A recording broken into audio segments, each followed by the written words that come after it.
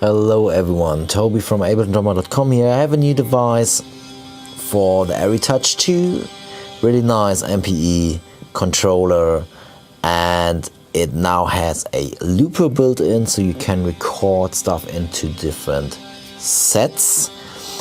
And I'm just showing you here, I have one set where I recorded this, and then I could go to my project selection tool and select a different project. And when I'm starting Ableton Live, and I've mapped this up to via MIDI clock to the Erae Touch 2, so it's starting the Erae Touch 2, my recording in there, and you can see a different layer is, or a different section here of the Erae Touch 2 is playing now. Okay, so it's really easy to set up. So just that you're on the right page here, you need at least the firmware 1.1 to make this happen, because this can now receive those MIDI messages here which are being sent from Ableton Live to change to this one. Just so you know, I have this layout selector here where you can see if I select one of the 8 different layouts here, it's sending this over. So let's go back to number 1, and it's very similar like the project selection tool I just created here, where you are able to hit on the different numbers or to MIDI map a controller to the different numbers here, or to automate Ableton Live to change the different preset is the wrong word, to the right project, I mean. Okay, so a project is, like I just showed you, a loop recording. It saves some settings here as well, some general settings like the metronome on off, the vibrating metronome, and some more stuff. I'm not 100% sure what exactly, but in the preferences there are a few things, and you can always see save project, and here you can see in which project you currently are. So if I just hit number 2 and select project number 2 here, if I now go into the preferences here, we see we are now in project number 2, and as we could see before, and you might have been able to hear that as well, not sending this, just sending this via the speakers here, because visually you can see so much and you can easily recognize that you are in a different project here. So how to set this up? So you would need Max for Live. Max for Live is included in the Ableton Live Suite version. It would work with 10, 11, and 12. You can get Ableton Live Standard as well with Ableton with Max for Live as an add-on, and then you can get my device here, or my devices for the Erae Touch 2, and then you can open them up in Ableton Live, put them on a MIDI track, and you are then able to set up, for example, key commands, so command key. So if you now map different numbers of your computer keyboard here, you are able to set this up to map those. Or I'm using the Pocket from MIDI Dobrynia here, and I've set this up, those 2 buttons here, to change and to load the different project. So let's leave the MIDI menu. Can we see that now? Something is not working right. It should now trigger it, and something is just not working 100%. I have a little issue here with my USB hub at the moment, so let's see if that's matching. No, it's not coming through. So what do? We just do an automation maybe instead, or maybe just do a key command. So if we do, for example, number 1 and number 2 on my computer keyboard here, to change between those, I can just easily set this up via this, and you can see now it's flashing shortly, and I can switch to the different projects here on my Erae Touch. I'm now on project number 3.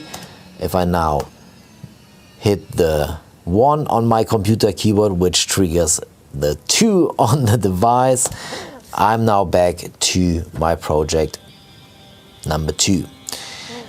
You can as well set up a plus and minus to MIDI trigger that, or to key trigger that, if your if your USB hub is not giving you a hard time. And you are as well able to set up automation. So this is probably one of the things which makes most sense, because if you're playing a live set, you have a lot of things happening at the same time, and it helps to automate things and to go to the right section. So let's quickly do that. Obviously, we need to send this to the Erae Touch output here from the device, because the MIDI needs to be routed to the Erae Touch. I forgot that to mention that, and the channel, to my experience, it's receiving on all channels, so I just have leave this to channel 1. Erae Touch MIDI out track out port. You just activate this in the Ableton Live settings. So if you scroll down in under link tempo MIDI, and then if you scroll down, you can see your Erae Touch here, and it's the MIDI output track output. This is the one which needs to be activated for the MIDI to be sent from this track here to the Erae Touch 2. Cool. Okay, we wanted to set up an automation to automatically change project selections here. So let's quickly create a MIDI clip, just double clicking in an empty slot. Maybe let's call this 2, so it's really obvious what it is doing. And then we want to go to the envelope section. So this looks a little bit different in Ableton Live 12 than in 10 and 11. And then you have the Erae Touch 2 project selection tool here, and you have a layer menu. I need to change this to project menu, the name actually.